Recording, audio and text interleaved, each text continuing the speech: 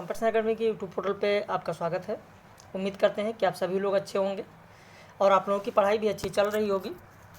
आज हम लोग बात करने जा रहे हैं इकाई दो में हिंदी साहित्य का इतिहास लेखन आज बात किया जाएगा। इकाई 1 हिंदी भाषा का विकास, लिपि भाषा के विकास में पत्र पत्रिकाओं का योगदान, संस्थाओं का योगदान, ये सारी चीज़ें हो चुकी हैं। तो आज से इकाई 2 प्रारंभ हो रहा है। कई सारे लोगों ने कहा था कि सर इकाई 2 जब प्रारंभ होगा हिंदी साहित्य का इतिहास, वहाँ से बैच ज्वाइन करेंगे। अगर वह लोग वीडियो को देख रहे हैं और इस बैच में जुड़ना चाहते हैं, इस नए बैच में जुड़ना चाहते हैं इकाई 2 से, तो आप हमारे इस नंबर पर फ़ोन करके, व्हाट्सएप करके फ़ीस और सारी जानकारी ले सकते हैं। कई लोग कहते हैं सर डेमो चाहिए, इसीलिए वीडियो पब्लिश ही किया जाता है कि लोग देख सकें, तो इसे आप डेमो भी कह सकते हैं। तो हिंदी साहित्य का इतिहास लेखन, इस पर आधारित आज की कक्षा होगी और कल हम लोग बात करेंगे हिंदी साहित्य के इतिहास में नामकरण और काल विभाजन, और फिर उसके बाद में आदिकाल की बात करेंगे। तो इसी क्रम में हम लोग आगे बढ़ेंगे। तो चलिए शुरू करते हैं इस वीडियो को। हिंदी साहित्य का इतिहास लेखन। हिंदी साहित्य के इतिहास लेखन की वास्तविक परंपरा 19वीं सदी के आरंभ में शुरू हुई। इससे पहले की रचनाओं में प्रामाणिकता का अभाव है। अब यहाँ पर जो यह लाइन लिखी जा रही है कि हिंदी साहित्य के इतिहास लेखन की वास्तविक परंपरा 19वीं सदी के में आरंभ हुई, इससे पहले की रचनाओं में प्रामाणिकता का अभाव है। अब आप सोचेंगे कि इससे पहले की रचनाएं कौन सी हैं। इससे पहले की रचनाओं में अगर आप देखें तो 84 वैष्णवन की वार्ता है, 252 वैष्णवन की वार्ता है, भक्त नामावली है जो ध्रुवदास ने लिखा है। बाकी जो वैष्णवन की वार्ता है वो तो आपको पता है गोकुलनाथ ने लिखा है, कई बार परीक्षाओं में भी पूछा जा चुका है।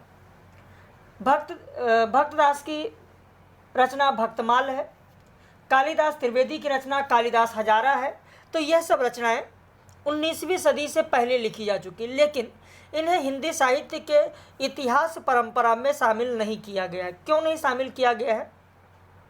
क्योंकि चाहे वो 84 वैष्णवन की वार्ता हो, चाहे 252 वैष्णवन की वार्ता हो, चाहे भक्त नामावली हो, कालिदास हजारा हो या भक्तमाल हो, इन सब में कवि का नाम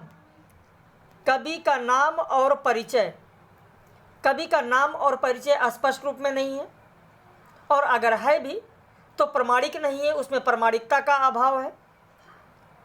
ऐतिहासिक दृष्टि से देखेंगे तो भी अभाव मिलेगा।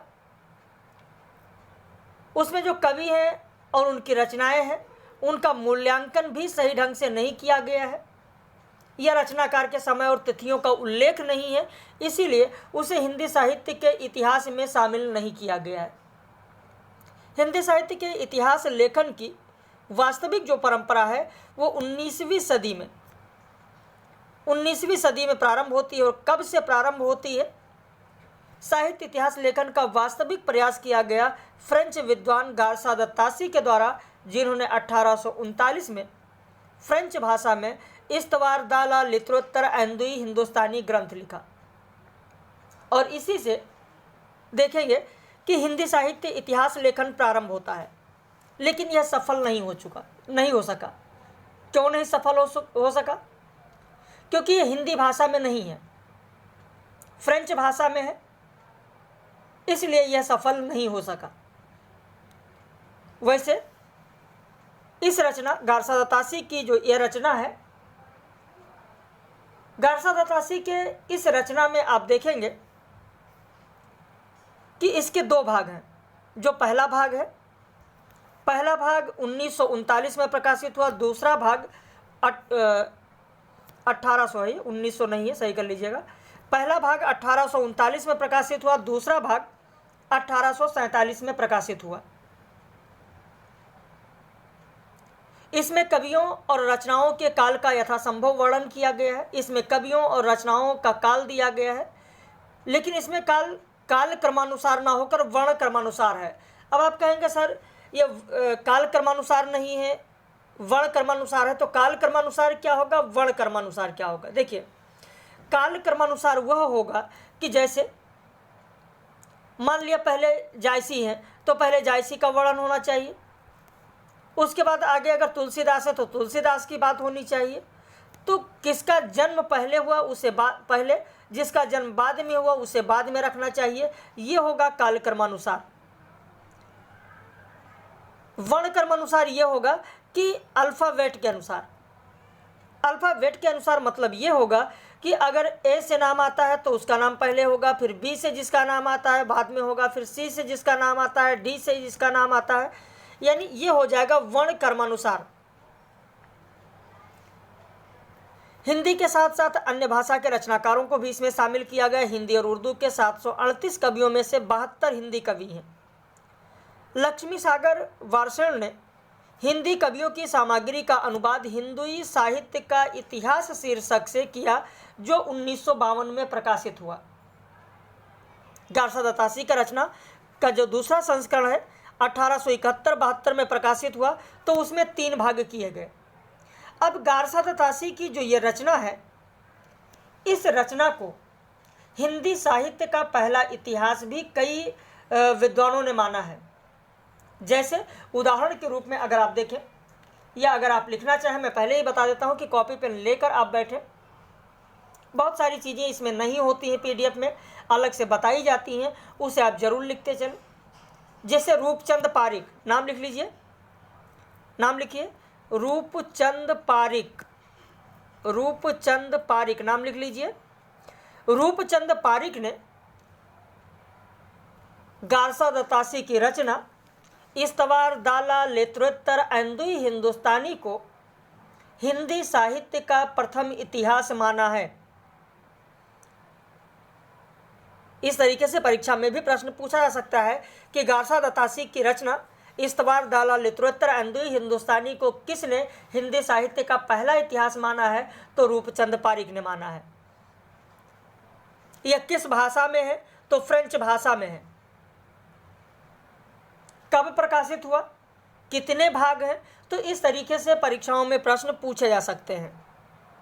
उसके बाद अगर हम दूसरी रचना की बात करें तो भाषा काव्य संग्रह है महेश दत्त शुक्ल का, जिसका प्रकाशन वर्ष 1873 है। यह हिंदी भाषा में लिखा गया प्रथम साहित्य इतिहास की रचना है, लेकिन कई सारे साहित्य विद्वानों ने भाषा काव्य संग्रह को नहीं माना है, बल्कि आप देखेंगे कि कई साहित्य विद्वानों ने, जैसे धीरेन्द्र वर्मा की अगर बात करें, धीरेन्द्र वर्मा का नाम आपने सुना होगा। धीरेन्द्र वर्मा, जिन्होंने लक्ष्मी सागर वार्ष्णेय की जो रचना है, जो इस्तवार दाला लेत्रोत्तर ऐंदुई हिंदुस्तानी के हिंदी कवियों को मिलाकर लिखा गया, उसकी भूमिका धीरेन्द्र वर्मा ने लिखा। और उसमें धीरेन्द्र वर्मा ने कहा कि हिंदी में लिखा हिंदी साहित्य का प्रथम इतिहास शिव सिंह सेंगर की रचना शिव सिंह सरोज है। यह धीरेन्द्र वर्मा ने कहा। धीरेन्द्र वर्मा ने क्या कहा, लिख लीजिए एक बार, कि हिंदी में लिखा हिंदी साहित्य का प्रथम इतिहास, हिंदी में लिखा हिंदी साहित्य का प्रथम इतिहास शिव सिंह सेंगर की रचना शिव सिंह सरोज है, शिव सिंह सरोज है। अब उसके बाद आते हैं शिव सिंह सरोज की रचना, शिव सिंह सेंगर की रचना शिव सिंह सरोज, जिसका प्रकाशन वर्ष है 1883। इसमें वर्णानुक्रम पद्धति का प्रयोग किया गया। अब तो वर्णानुक्रम और कालक्रमानुसार आपको पता ही हो गया होगा। इसमें काल विभाजन और नामकरण का प्रयास नहीं किया गया है। इसमें पूर्वार्ध और उत्तरार्ध 2 भाग हैं। उत्तरार्ध में कवियों की संख्या 1000 से अधिक है, जबकि पूर्वार्ध में लगभग 800 के आसपास है। इसमें 1000 से ज़्यादा कवियों का जीवन चरित्र तथा उनकी रचनाओं का जिक्र है। जो 1000 कवियों की बात की गई, ये उत्तरार्ध की बात की गई है। यह रचना बाद के इतिहास के लिए आधार ग्रंथ रहा है। इसे हिंदी का प्रथम वृत्त संग्रह कहा गया है। किसने हिंदी का प्रथम वृत्त संग्रह कहा है और किस रचना को कहा जाता है, इस पर भी आधारित कई बार परीक्षाओं में प्रश्न पूछा गया है। जैसे आचार्य रामचंद्र शुक्ल, आचार्य रामचंद्र शुक्ल, लिख लीजिए, आचार्य रामचंद्र शुक्ल, आचार्य रामचंद्र शुक्ल, इन्होंने शिव सिंह सरोज को कवि वृत्त संग्रह कहा है, कवि वृत्त संग्रह कहा या प्रथम वृत्त संग्रह कहा है। The modern vernacular literature of northern Hindustan, इसे कवि वृत्त, बड़ा कवि वृत्त संग्रह कहा है।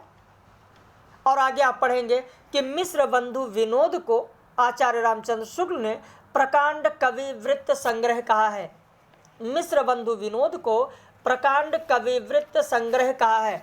तो यह कभी कभी परीक्षाओं में पूछ लिया जाता है।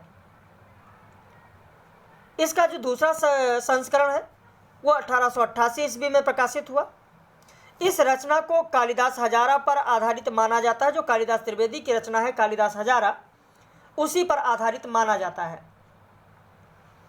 इसे हिंदी साहित्य के इतिहास का प्रस्थान बिंदु भी माना जाता है। ये भी एक बार शायद किसी परीक्षा में पूछा जा चुका है।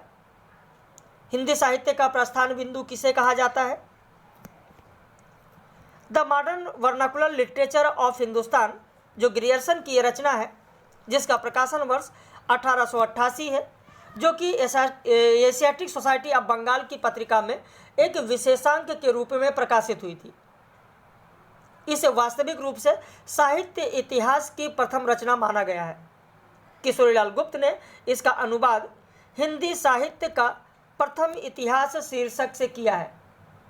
किशोरीलाल गुप्त ने, और किशोरीलाल गुप्त ने ही ग्रियर्सन की इस रचना को हिंदी साहित्य का प्रथम इतिहास माना है। किशोरीलाल गुप्त ने, लिख लीजिए, किशोरीलाल गुप्त ने ग्रियर्सन की रचना the modern vernacular literature of Hindustan को हिंदी साहित्य का प्रथम इतिहास माना है। इसमें कालक्रमानुसार वर्णन किया गया है, कवियों और रचनाओं के मूल्यांकन का प्रयास किया गया है, युगीन प्रवृत्तियों के आधार पर नामकरण भी किया गया है। वैसे नामकरण की बात हम लोग कल करेंगे, कल के लेक्चर में। चारणकार काव्य, धार्मिक काव्य, प्रेम काव्य, दरबारी काव्य, तो इन सब की रचना हम लोग, इन सब की बात हम लोग कल करेंगे कि ग्रियर्सन की जो रचना है, ग्रियर्सन की इस रचना में जो विभाजन किया गया है, जो कालक्रम दिया गया है, वो किस आधार पर ग्रियर्सन ने दिया है, तो इन सब की बात, विभाजन की बात हम लोग कल करेंगे कि इसमें इन्होंने जो विभाजन किया है वो कितने खंडों में किया है, कितने भागों में किया है, और इसके नाम क्या क्या है। तो इन सब की चर्चा हम लोग कल करेंगे। आगे देखते हैं। इसी रचना में पहली बार संस्कृत प्राकृत व फारसी मिश्रित उर्दू साहित्य को हिंदी साहित्य में स्वीकार नहीं किया गया है। इसमें वैज्ञानिक शैली का प्रयोग किया गया है। पहली बार इसी रचना में भक्ति काल को हिंदी साहित्य का स्वर्णयुग कहा गया है। यह कई बार परीक्षाओं में प्रश्न पूछा जा चुका है, और इसे बड़ा कविवृत्त संग्रह कहा गया है आचार्य रामचंद्र शुक्ल के द्वारा। इसमें उर्दू को विदेशी भाषा बताया गया है, लेकिन वास्तविक रूप से अगर देखें तो उर्दू एक विदेशी भाषा नहीं है, बल्कि भारत की ही भाषा है। इसमें सर्वप्रथम हिंदी साहित्य का भाषा की दृष्टि से क्षेत्र का निर्धारण किया गया, और उसी क्षेत्र के निर्धारण के आधार पर ही चारण काव्य, धार्मिक काव्य, प्रेम काव्य, दरबारी काव्य आदि नाम दिया गया है। ग्रियर्सन ने लगभग 886 कवियों का विवरण शिव सिंह सरोज से लिया है। संपूर्ण इसमें अध्यायों की संख्या जो है वो 11 है, 11 अध्यायों में विभक्त है। तज़किरा इशुरा हिंदी मौलवी करीमुद्दीन की रचना है, जिसका प्रकाशन वर्ष 1848 है। इसमें कुल कवियों की संख्या 1004 है, जिसमें से 62 हिंदी कवियों का विवरण दिया गया है। 1004 में से 62 हिंदी कवि हैं। ये प्रमुख इसलिए है क्योंकि इसमें सर्वप्रथम कालक्रम का ध्यान रखा गया है, लेकिन विभाजन नहीं है। इसलिए इस पुस्तक को जब हम लोग हिंदी साहित्य का इतिहास पढ़ते हैं तो इसका उल्लेख सिर्फ इसी बात को लेकर किया जाता है कि सबसे पहले इसमें कालक्रम का ध्यान रखा गया है। इसका अन्य नाम तबकात शोरा भी है। अब उसके बाद मिस्र बंधु विनोद की बात करें, जिसे मिस्र बंधुओं ने लिखा। मिस्र बंधुओं में आप देखेंगे कि इन तीनों बंधुओं का नाम अक्सर परीक्षाओं में पूछा जाता है कि मिस्र बंधु में कौन शामिल है या कौन शामिल नहीं है। तो गणेश बिहारी, श्याम बिहारी और सुखदेव बिहारी, ये तीनों मिस्र बंधु के नाम से जाने जाते हैं। इस मिस्र बंधु विनोद में कुल 4 खंड हैं, जिनमें से जो पहला 3 खंड है जिसे हिंदी नवरत्न के नाम से जाना जाता है, जिसका प्रकाशन 1913 ईस्वी में हुआ, जबकि जो चौथा खंड है उसका प्रकाशन 1934 में हुआ है। इसे प्रकांड कविवृत्त संग्रह कहा गया है। मिस्र बंधु विनोद को प्रकांड कविवृत्त संग्रह कहा गया है। वैसे जब आचार्य रामचंद्र शुक्ल ने हिंदी साहित्य का इतिहास लिखा है तो उन्होंने कहा है रीतिकाल के कवियों के बारे में कि कवियों के परिचयात्मक विवरण मैंने प्रायः मिस्र बंधु विनोद से ही लिया है। इसके अलावा आचार्य रामचंद्र शुक्ल ने हिंदी साहित्य के इतिहास लेखन में बताया कि मैंने और भी रचनाओं का सहयोग लिया है। जैसे मिस्र बंधु विनोद के अलावा उन्होंने रामनरेश त्रिपाठी की जो कविता कौमुदी है, कविता कौमुदी लिख लीजिए, कविता कौमुदी रामनरेश त्रिपाठी,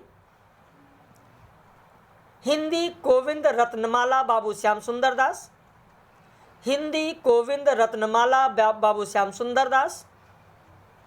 तीसरा, ब्रज माधुरी सार वियोगी हरि की रचना, ब्रज माधुरी सार वियोगी हरि की रचना, वियोगी हरि की रचना। इसका सहयोग लिया गया है रामचंद्र शुक्ल के द्वारा हिंदी साहित्य इतिहास लेखन में। तो हिंदी साहित्य इतिहास लेखन में आचार्य रामचंद्र शुक्ल ने कहा कि रीतकाल के कवियों के परिचयात्मक विवरण मैंने मिस्र बंधु विनोद से लिया। इसके अलावा हिंदी साहित्य के इतिहास लेखन में हमने हिंदी गोविंद रत्नमाला, कविता कौमुदी, ब्रजमाधुरी सार, इन रचनाओं का सहयोग लिया है।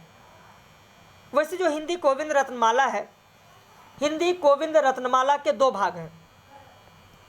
हिंदी गोविंद रत्नमाला के 2 भाग हैं। एक भाग का प्रकाशन हुआ था 1909 ईस्वी में और दूसरे भाग का प्रकाशन हुआ था 1914 ईस्वी में। हिंदी गोविंद रत्नमाला जो श्याम सुंदर दास की रचना है, उसमें 40 कवियों को शामिल किया गया है। 40 कवियों का जीवन चरित्र है, उनकी रचनाओं का उल्लेख किया गया है। तो यह भी एक बार परीक्षा में आपसे प्रश्न पूछा जा सकता है कि हिंदी गोविंद रत्नमाला में कितने कवियों की जीवनियाँ हैं और कितने कवियों के रचनाओं का उल्लेख किया गया है, विवरण दिया गया है। आपका उत्तर हो जाएगा 40 कवियों का।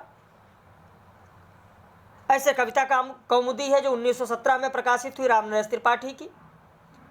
वियोगी हरि की 1923 में प्रकाशित है ब्रजमाधुरी सार।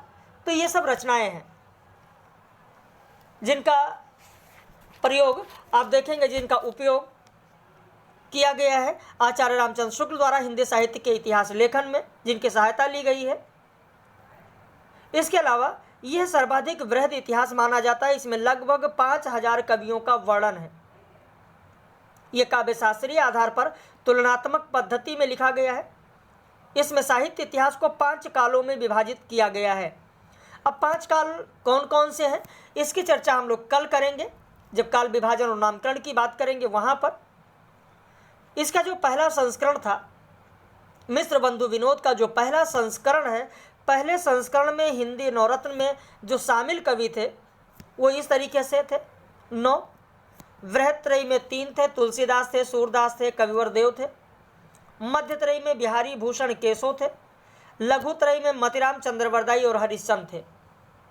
लेकिन जब दूसरा संस्करण प्रकाशित होना था तो दूसरे संस्करण में दुलारे लाल भार्गव के कहने पर हिंदी नवरत्न में कबीर का नाम भी जोड़ दिया गया। लेकिन अब आपके मन में यह सवाल उठता होगा, अगर नहीं पता होगा, कि नवरत्न तो पहले से ही है, अब इसमें नाम 10 हो गए, तो 10 रत्न तो है नहीं, अभी भी नवरत्न नाम है, तो किसे निकाल दिया गया? तो किसी को भी नहीं निकाला गया, बल्कि प्रथम संस्करण के नवरत्नों में से किसी को निकाला नहीं गया, बल्कि मतिराम और भूषण को सम्मिलित रूप से त्रिपाठी बंधु कहा गया। नवरत्नों में कबीर को मतिराम का स्थान मिला, क्योंकि आप देखेंगे सूर, तुलसी और देव यहाँ पर कोई बदलाव नहीं किया गया।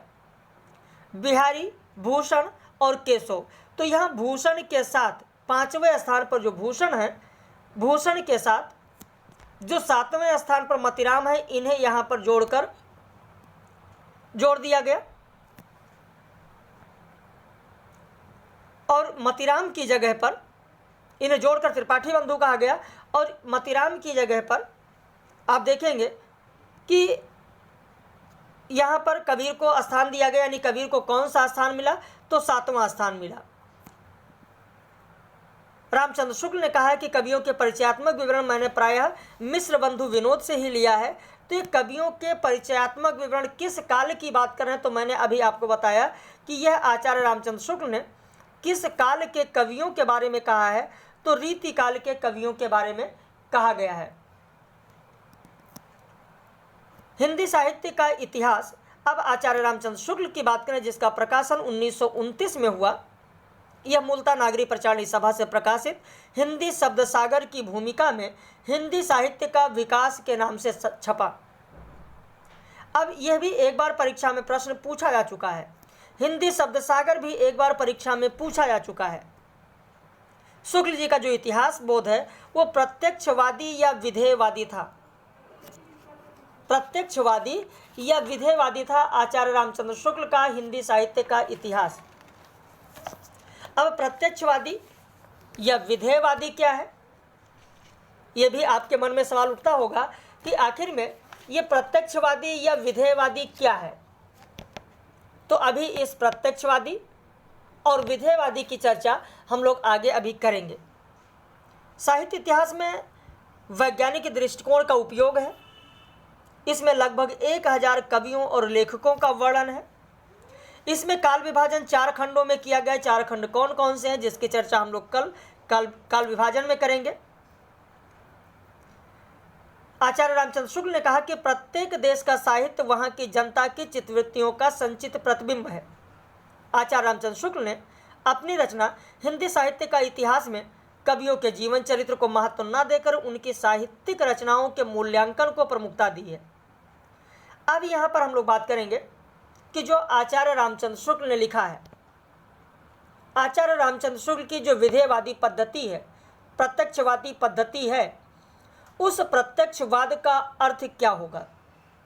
सबसे पहले प्रत्यक्षवाद का प्रयोग किसने किया है, तो प्रत्यक्षवाद क्या है पहले ये जान लेते हैं। प्रत्यक्षवाद या विधेयवाद वो है कि जब किसी कार्य की व्याख्या, गौर से सुनिएगा, प्रत्यक्षवाद या विधेयवाद क्या है कि किसी भी कार्य की व्याख्या निश्चित व वस्तुनिष्ठ कारणों के आधार पर किया जाए तो होता है प्रत्यक्षवाद।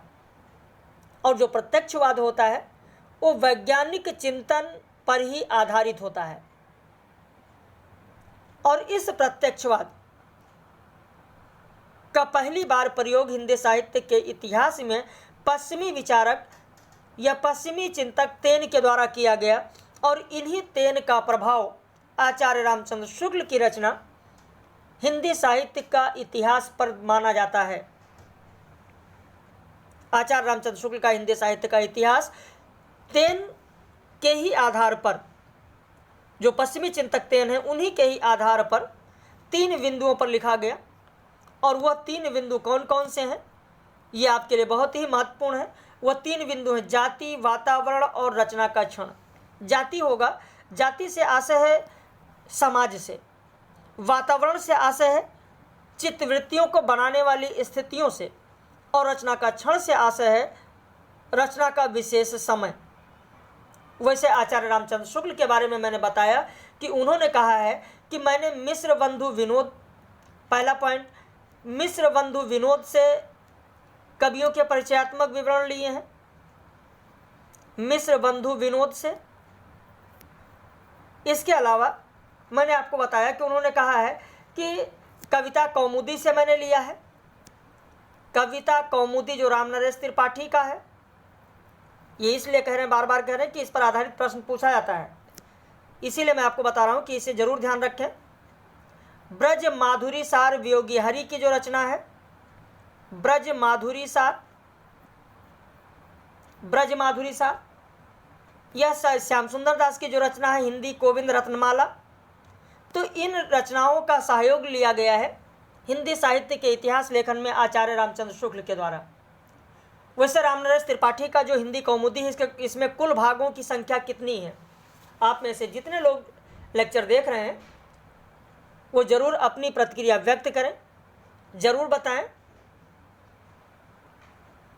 कि मिस्र कविता कौमुदी जो रामनरेश त्रिपाठी का है, इसके कुल भागों की संख्या कितनी है? अगर पता है बहुत अच्छी बात है, नहीं पता है तो ज़रूर आप जानें, लेकिन कमेंट में ज़रूर बताएं, प्रतिक्रिया ज़रूर व्यक्त करें कि क्या आपको पता था पहले या नहीं। 8 भाग हैं और इसी कविता कौमुदी में रामनरेश त्रिपाठी ने कुछ आप देखेंगे इनके जो कुछ कथन हैं वो बहुत ही महत्वपूर्ण है। जैसे उन्होंने कविता कौमुदी में कहा कि हृदय एक पुष्प है, भाषा उसका विकास और भाव गंध है। आगे फिर उन्होंने कहा कि भाषा एक वाद्य यंत्र है, रचना रीढ़ है, इच्छा उंगली है और भाषा झंकार है। और इतना ही नहीं, भाषा के बारे में उन्होंने ये भी कहा कि भाषा जो होती है, भाषा हमारी कीर्ति है और कीर्ति ही हमारा जीवन है।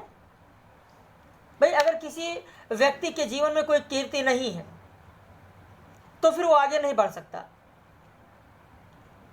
मनुष्यता नहीं है, कीर्ति से ही मनुष्यता होती है, और अगर मनुष्यता है तो मनुष्यता से ही व्यक्ति जीवित है। भाई जिसमें मनुष्यता ही नहीं, पशुता है, वैसे व्यक्ति के जीवित रहने से कोई मतलब नहीं है। और जो हमारे अंदर कीर्ति होती है वो किससे उत्पन्न होती है? जो हमारे अंदर कीर्ति होती है वो हमारी भाषा से होती है। हमारी कीर्ति की जननी भाषा ही है, तो भाषा हमारी कीर्ति है, कीर्ति ही हमारा जीवन है और जीवन ही हमारी मनुष्यता है और मनुष्यता ही से हम जीवित हैं। ये कहा गया कविता कौमुदी में रामनरेश त्रिपाठी के द्वारा। तो इन सब चीज़ों को आप लोग ध्यान रखें, जो अलग से बताई जाती हैं, समझाई जाते हैं, उस पर ज़रूर गौर करें। अब हिंदी साहित्य का आलोचनात्मक इतिहास अगर रामकुमार वर्मा की बात करें तो इसका प्रकाशन वर्ष है 1938 ईस्वी। इस रचना में आदिकाल और भक्ति काल तक का इतिहास दिया गया है। अब आप कहेंगे कि यहाँ पर आदिकाल और भक्ति काल का इतिहास है, आगे क्यों नहीं है? तो आगे रामकुमार वर्मा उसे नहीं पूरा कर पाए, किसी कारणवश यह रचना अधूरी ही रह गई। आदिकाल जो उन्होंने शुरू किया, आदिकाल का प्रारंभ वो मानते हैं 693 से, 693 ईस्वी से आदिकाल का प्रारंभ मानते हैं।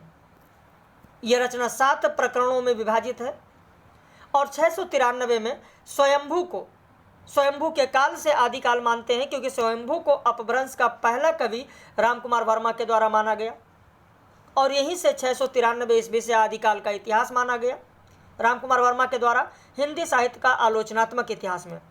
और इसे लिखा उन्होंने भक्ति काल तक, यानी 1693 ईस्वी तक। इसमें निर्गुण ज्ञानाश्रयी शाखा को संत काव्य नाम दिया गया और प्रेमाश्रयी शाखा को सूफी काव्य नाम दिया गया। खैर नामकरण की बात तो हम लोग कल करेंगे, नामकरण और काल विभाजन, लेकिन फिर भी यहाँ मैंने उल्लेख कर दिया है, इसे जरूर ध्यान दें कि किसने निर्गुण ज्ञानाश्रयी शाखा को संत काव्य नाम दिया या किसने प्रेमाश्रयी शाखा को सूफी काव्य नाम दिया। तो रामकुमार वर्मा ने हिंदी साहित्य का आलोचनात्मक इतिहास में। अब इसके बाद में आगे देखते हैं हजारी प्रसाद द्विवेदी की रचना की अगर हम बात करें तो इनके हजारी प्रसाद द्विवेदी की 3 रचनाएं हैं। 3 रचनाएं कौन कौन सी हैं? तो 3 रचनाएं आप देखें। हिंदी साहित्य की भूमिका 1940 में लिखा गया, हिंदी साहित्य उद्भव और विकास 1952 में लिखा गया, हिंदी साहित्य का आदिकाल 1952 में लिखा गया। इन 3 रचनाओं में से हिंदी साहित्य की भूमिका ऐसी रचना है जो आप देखेंगे कि एक तरीके से उनका जो व्याख्यान दिया गया था उसी व्याख्यान जो व्याख्यान दिया गया उसी व्याख्यान का संग्रह है, उसी व्याख्यान का संग्रह है। इनका जो दृष्टिकोण है वो परंपरावादी है। आचार्य हजारी प्रसाद द्विवेदी ने, आचार्य रामचंद्र शुक्ल ने जो हिंदी साहित्य का इतिहास लिखा, आचार्य रामचंद्र शुक्ल के इतिहास लेखन की पद्धति, उनकी परंपरा, उनके दृष्टिकोण का विरोध किया आचार्य हजारी प्रसाद द्विवेदी ने। भाई जिस तरीके से आप देखते हैं कि पश्चिमी चिंतक, अभी मैंने आपको पढ़ाया कि पश्चिमी चिंतक जो तेन है, तेन के प्रत्यक्षवादी दृष्टिकोण के ही आधार पर आचार्य रामचंद्र शुक्ल ने हिंदी साहित्य का इतिहास लिखा। मुख्यतः 3 बिंदुओं को अपनाया: जाति, वातावरण और रचनाओं का काल। लेकिन जिस तरीके से पश्चिमी चिंतक तेन के प्रत्यक्षवादी दृष्टिकोण का विरोध आप देखेंगे हडसन ने किया था, हडसन ने किया था, उसी तरीके से यहाँ भी अगर हिंदी में हम देखें तो आचार्य रामचंद्र शुक्ल का जो दृष्टिकोण है, जो प्रत्यक्षवादी दृष्टिकोण है, उसका विरोध हजारी प्रसाद द्विवेदी ने किया। अपने परंपरावादी दृष्टिकोण के आधार पर उसका विरोध किया। और विरोध किन किन बिंदुओं पर किया है वो आगे जब हम लोग काल विभाजन की बात करेंगे तो वहां पर बात करेंगे। क्योंकि आचार्य हजारी प्रसाद द्विवेदी ने साहित्य की जो समीक्षा की है, जो मूलभूत प्रतिमान तय किया है, वो काव्य शास्त्रीय ना होकर समाज शास्त्रीय है। जबकि आचार्य रामचंद्र शुक्ल ने हिंदी साहित्य के इतिहास में आप देखेंगे कि जो समीक्षा प्रस्तुत की है वो काव्य शास्त्रीय और समाज शास्त्रीय का समन्वय है दोनों उसमें। इसी तरीके से बहुत सारी चीजें आप देखेंगे कि आचार्य हजारी प्रसाद द्विवेदी ने कई बिंदुओं पर, चाहे वो भक्ति काल के उद्भव की बात हो, चाहे कवियों की बात हो, उनकी भाषाओं की बात हो, रीति काल की बात हो, इन सब पर विरोध व्यक्त किया है आचार्य हजारी प्रसाद द्विवेदी ने। भाई आचार्य रामचंद्र शुक्ल ने भक्ति काल के उद्भव की व्याख्या जो प्रत्यक्षवादी प्रभाव में ये कहकर की थी कि इस्लाम की प्रतिक्रिया के विकास में हुआ है, इस्लाम की प्रतिक्रिया के स्वरूप भक्ति काल का विकास हुआ है। यानी अपने पौरुष से हताश जाति के पास ईश्वर की करुणा और शक्ति में ध्यान लगाने के अलावा दूसरा मार्ग ही क्या था, यही तो कहा है आचार्य रामचंद्र शुक्ल ने। लेकिन द्विवेदी जी ने कहा कि ऐसा बिल्कुल भी नहीं है। भाई भक्ति साहित्य दक्षिण भारत में 7वीं 8वीं शताब्दी में ही अलवार परंपरा में विकसित हो चुका था। उसे अगर परवर्ती इस्लाम आक्रमण का परिणाम माना जाए तो सबसे पहले भक्ति साहित्य की परंपरा उत्तर भारत में होनी चाहिए। उत्तर भारत में उन्होंने कहा कि होनी चाहिए। तो इस तरीके से किन किन जगह पर विरोध किया गया है, इसकी चर्चा हम लोग कल करेंगे काल विभाजन में। तो हजारी प्रसाद द्विवेदी इन्होंने वैज्ञानिक दृष्टिकोण न अपनाकर समग्रता पर बल दिया है। इन्होंने विश्व भारती के गैर हिंदी भाषी साहित्य जिज्ञासुओं को हिंदी साहित्य से परिचित करवाने का व्याख्यान दिया था और उसी को संशोधित और परिवर्धित कर हिंदी साहित्य की भूमिका शीर्षक संकलित किया गया। तो यह भी एक प्रश्न आपसे बन सकता है कि हजारी प्रसाद द्विवेदी का कौन सा साहित्य इतिहास या कौन सी रचना व्याख्यानों का संकलन है, या इनके प्रकाशन वर्ष के अनुसार इनका सही क्रम क्या होगा। तो इस तरीके से भी परीक्षा में प्रश्न पूछा जा सकता है। A sketch of Hindi literature Edwin Greaves की जो रचना है जिसका प्रकाशन 1917 में हुआ, यह हिंदी साहित्य का एक संक्षिप्त इतिहास है। इसमें काल विभाजन 5 खंडों में किया गया। अब एडविन ग्रिव्स ने 5 कालखंडों में कौन कौन सा विभाजन किया है वो हम लोग कल बात करेंगे। अभी तो आज हम लोग सिर्फ साहित्य के इतिहास की जो रचनाएं हैं, ऐतिहासिक रचनाएं हैं, उन्हीं की बात कर रहे हैं। हिंदी साहित्य का वैज्ञानिक इतिहास जो गणपति चंद्रगुप्त ने लिखा, जिसका प्रकाशन वर्ष है 1965। इस रचना में आचार्य रामचंद्र शुक्ल के इतिहास ग्रंथ में कुछ परिवर्तन करके और लिखा गया है गणपति चंद्र गुप्त के द्वारा, क्योंकि इसमें संपूर्ण इतिहास को 3 कालों में बांटा गया, प्रारंभिक काल, मध्य काल और आधुनिक काल में। इसमें विकासवादी सिद्धांतों के आधार हिंदी साहित्य की नूतन व्याख्या प्रस्तुत की गई है और यही परिवर्तन किया गया है गणपति चंद्र गुप्त के द्वारा आचार्य रामचंद्र शुक्ल के हिंदी साहित्य के इतिहास के आधार पर। हिंदी साहित्य का इतिहास जो डॉक्टर नगेंद्र का आप कहते हैं, देखिए डॉक्टर नगेंद्र ने कोई भी हिंदी साहित्य का इतिहास नहीं लिखा है। इनकी कोई स्वतंत्र पुस्तक नहीं है हिंदी साहित्य के इतिहास लेखन में। अब इस वक्त मुझे नहीं याद आ रहा है, शायद किसी परीक्षा में एक बार पूछा गया था कि इनमें से किसने हिंदी साहित्य का इतिहास नहीं लिखा है, और उसमें एक विकल्प था डॉक्टर नगेंद्र। क्योंकि बहुत सारे साहित्य के ऐसे विद्यार्थी हैं जिनके जबान पर यह रटा है कि हिंदी साहित्य का इतिहास डॉक्टर नगेंद्र की पढ़ लीजिए, और पहले पढ़ा भी जाता था, लोग पढ़ते भी थे, लेकिन यह स्वतंत्र रूप से डॉक्टर नगेंद्र की रचना नहीं है। डॉक्टर नगेंद्र ने इसका संपादन किया है। इसमें 26 विद्वानों के द्वारा यह पूरी रचना लिखी गई है, जिसका प्रकाशन 1973 में हुआ है। जिसका प्रकाशन 1973 में हुआ है।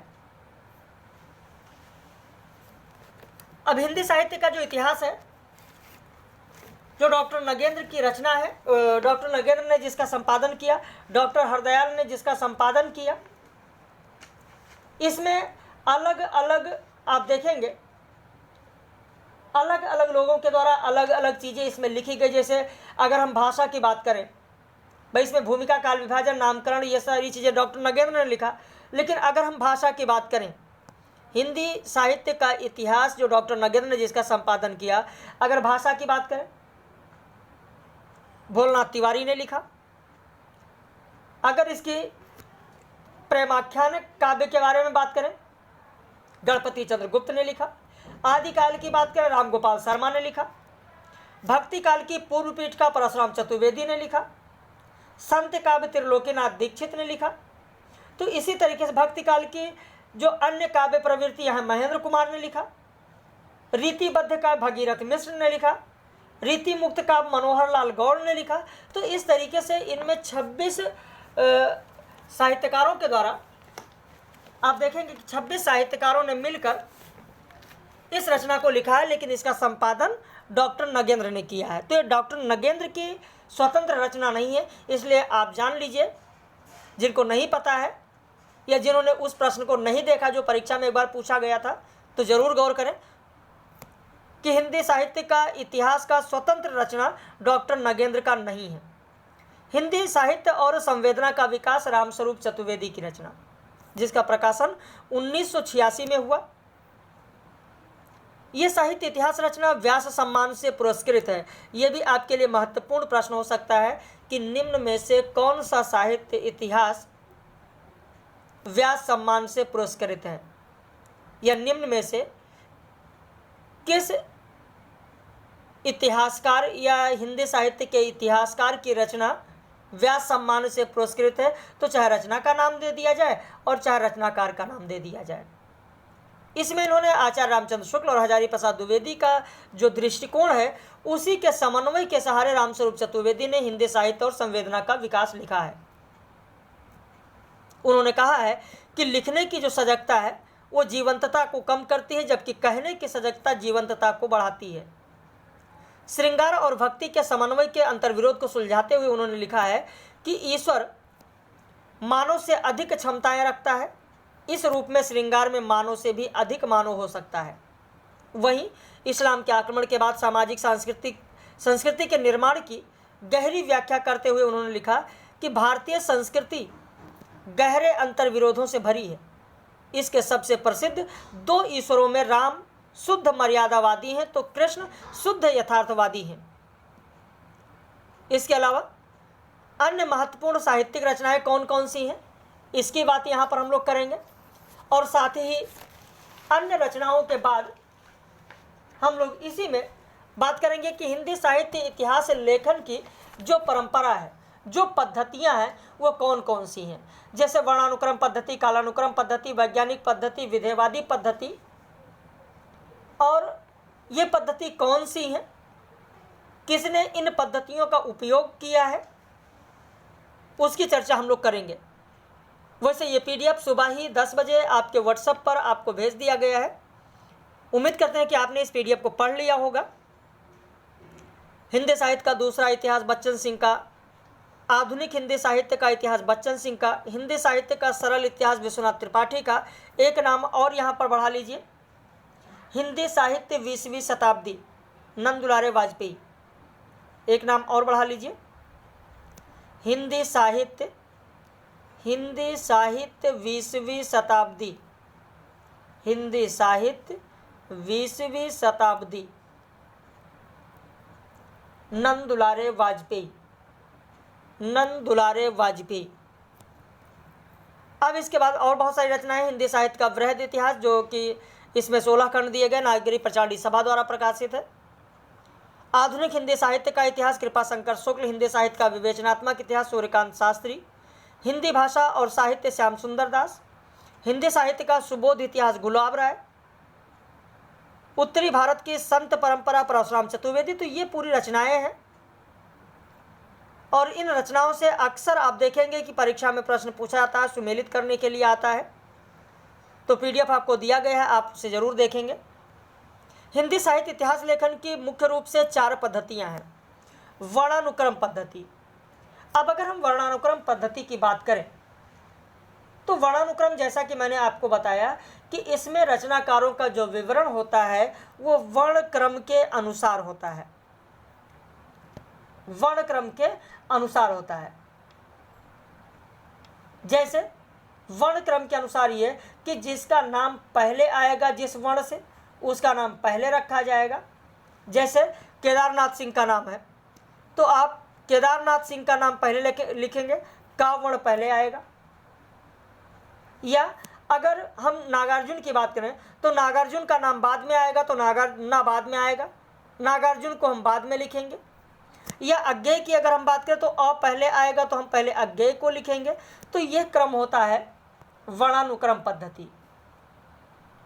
लेकिन इसे ऐतिहासिक दृष्टि से असंगत माना गया।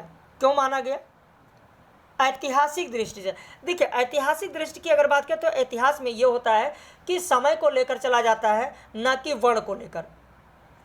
भाई समय को अगर हम देखें तो समय के अनुसार जो अज्ञेय को देखें तो अज्ञेय बाद में आएंगे, या जायसी पहले आ जाएंगे, या तुलसीदास पहले आ जाएंगे, कबीर पहले आ जाएंगे, अज्ञेय बाद में आएंगे। लेकिन अज्ञेय को पहले रख दिया गया तो ये वर्णानुक्रम हो जाएगा। तो इसीलिए मैंने कहा कि ऐतिहासिक दृष्टि से असंगत माना गया है, क्योंकि जो इतिहास होता है वो शब्दकोश की तरह से नहीं लिखा जाता है। लेकिन इस वर्णानुक्रम पद्धति का प्रयोग किसने किया है इतिहास लेखन में? तो पहला नाम लिख लीजिए, पहला नाम लिखिए शिव सिंह सेंगर ने। नाम लिखें, शिव सिंह सेंगर ने, शिव सिंह सेंगर ने। दूसरा नाम लिखें गारसा दत्तासी ने, गारसा दत्तासी ने, गारसा दत्तासी ने। अब इसके बाद में दूसरी जो पद्धति है कालक्रमानुसार या कालानुक्रम पद्धति, इसमें समय को ध्यान में रखा गया, यानी जिसका जन्म तिथि पहले है उसे पहले रखा गया, जिसका जन्म तिथि बाद में है उसे बाद में रखा गया। और जो कवि वृत्त संग्रह है, कवि वृत्त संग्रह, कवि वृत्त संग्रह, कवि वृत्त संग्रह, तो आप देखेंगे कि वर्णानुक्रम पद्धति की तरह कवि वृत्त संग्रह होते हैं। वर्णानुक्रम पद्धति की तरह ही कवि वृत्त संग्रह होते हैं, क्योंकि जो कवि वृत्त संग्रह वो पहले जो होगा पहले होगा वो वर्ण के अनुसार लिखेंगे, फिर दूसरा वर्ण के अनुसार लिखेंगे। तो जो कवि वृत्त संग्रह होते हैं उसी अनुसार होते हैं। लेकिन यहाँ पर जो कालक्रमानुसार की हम लोग बात करते हैं, कालानुक्रम पद्धति, इसमें ग्रियर्सन ने लिखा है। ग्रियर्सन, इस पद्धति का उपयोग ग्रियर्सन ने भी किया है। इस पद्धति का उपयोग मिस्र बंधुओं ने भी किया है, मिस्र बंधु विनोद में मिस्र बंधुओं ने किया है। अब वैज्ञानिक पद्धति की अगर बात करें तो इसमें जो लेखक होते हैं वो निरपेक्ष या तटस्थ रहकर तथ्य संकलन करके और क्रमबद्ध रूप से लिख देते हैं। ना तो वो वर्णानुक्रम पद्धति का ध्यान रखते हैं और ना ही कालानुक्रम पद्धति का ध्यान रखते हैं। यानी जो इतिहास लेखन है वो सिर्फ तथ्य संकलन का ही नहीं बल्कि उसकी व्याख्या और विश्लेषण की भी मांग करता है। ऐसा तो है नहीं कि इतिहास लेखन आप लिख रहे हैं और इतिहास में आप कबीर को लिख दें, कबीर के बाद में आप नागार्जुन को लिख दें, फिर आप तुलसीदास को लिख दें, केदारनाथ को लिख दें, केदारनाथ अग्रवाल, फिर आप बिहारी को लिख दे रहे हैं। तो यह नहीं है इतिहास लेखन। ऐसा नहीं कि केवल तथ्य संकलन आप कर लें उससे इतिहास लेखन हो गया। उसकी व्याख्या और विश्लेषण भी ध्यान रखना है। इसीलिए जो वैज्ञानिक पद्धति है वह वैज्ञानिक पद्धति एक अपरिपक्व पद्धति मानी गई। परिपक्व नहीं बल्कि अपरिपक्व पद्धति मानी गई। वैसे गणपति चंद्रगुप्त ने कोशिश किया है वैज्ञानिक पद्धति की, लिख ले वैज्ञानिक पद्धति गणपति चंद्रगुप्त, प्रयास उन्होंने किया है। विधेयवादी पद्धति की अगर बात करें तो विधेयवादी पद्धति के बारे में मैंने आपको अभी समझाया कि पश्चिमी जो विद्वान है, जो फ्रेंच विद्वान है तेन, उन्होंने सबसे पहले प्रत्यक्षवादी या विधेयवादी पद्धति को अपनाया और 3 बिंदुओं को उन्होंने ध्यान रखा, जाति, वातावरण, क्षण विशेष को। और इसी आधार पर आचार्य रामचंद्र शुक्ल ने हिंदी साहित्य का इतिहास लिखा। और आचार्य रामचंद्र शुक्ल के इस विधेयवादी पद्धति या प्रत्यक्षवादी पद्धति, रामचंद्र शुक्ल, इनकी विधेयवादी पद्धति या प्रत्यक्षवादी पद्धति जो इन्होंने तेन से लिया, इसी आचार्य रामचंद्र शुक्ल के इतिहास लेखन को आधार बनाकर बाद में आप देखेंगे कि रामस्वरूप चतुर्वेदी ने भी लिखा, बच्चन सिंह ने भी लिखा। तो चाहे बच्चन सिंह हो, रामस्वरूप चतुर्वेदी हो या बहुत सारे इतिहासकार हुए, साहित्यकार हुए हैं जिन्होंने हिंदी साहित्य का इतिहास लिखा है, वो यही आचार्य रामचंद्र शुक्ल का विधेयवादी पद्धति को अपनाया है। क्योंकि जहाँ एक तरफ आचार्य रामचंद्र शुक्ल कहते हैं कि प्रत्येक देश का साहित्य वहाँ की जनता की चित्तवृत्तियों का संचित प्रतिबिंब होता है, यानी आदि से अंत तक इन्हीं चित्तवृत्तियों की परंपरा को परखते हुए साहित्य परंपरा के साथ उसका सामंजस्य बिठाना ही साहित्य है। तो रामस्वरूप चतुर्वेदी कहते हैं कि कवि का काम यदि दुनिया में ईश्वर के कामों को न्यायोचित ठहराना है तो साहित्य के इतिहासकार का काम है कि कवि के कामों को साहित्य इतिहास की विकास प्रक्रिया में न्यायोचित दिखा सकना। यह रामस्वरूप चतुर्वेदी का कथन है।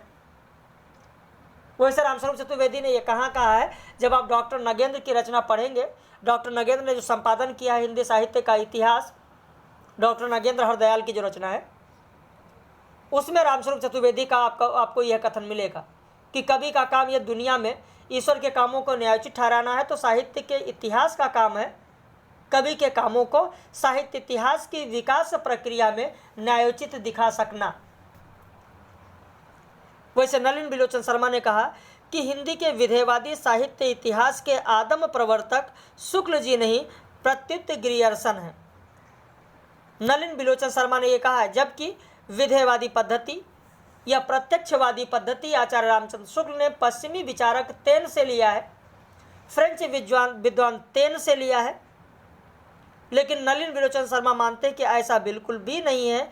ग्रियर्सन ने जो अपनी रचना की है, ग्रियर्सन ने जो लिखा है अपनी रचना, वो ग्रियर्सन ने the modern vernacular literature of Hindustan जो लिखा, वो विधेयवादी पद्धति के आदम प्रवर्तक है, आचार्य रामचंद्र शुक्ल नहीं है। यह मानने वाले हैं नलिन बिलोचन शर्मा। तो इसी पर आधारित हम लोग रात में 9 बजे लाइव कक्षा में मिलेंगे महत्वपूर्ण प्रश्नों के साथ। बाकी कल हम लोग बात करेंगे हिंदी साहित्य इतिहास में नामकरण और काल विभाजन। उसके अलावा किसके नामकरण और काल विभाजन का विरोध हुआ, किसने किसका विरोध किया, यह कौन सा महत्वपूर्ण कथन किसका है, उस पर आधारित चर्चा कल की कक्षा में होगा। इस चीज़ का ध्यान रखिएगा। बाकी हम लोग फिर मिलेंगे रात में 9 बजे लाइव कक्षा में इन्हीं तथ्यों पर आधारित महत्वपूर्ण प्रश्नों के साथ।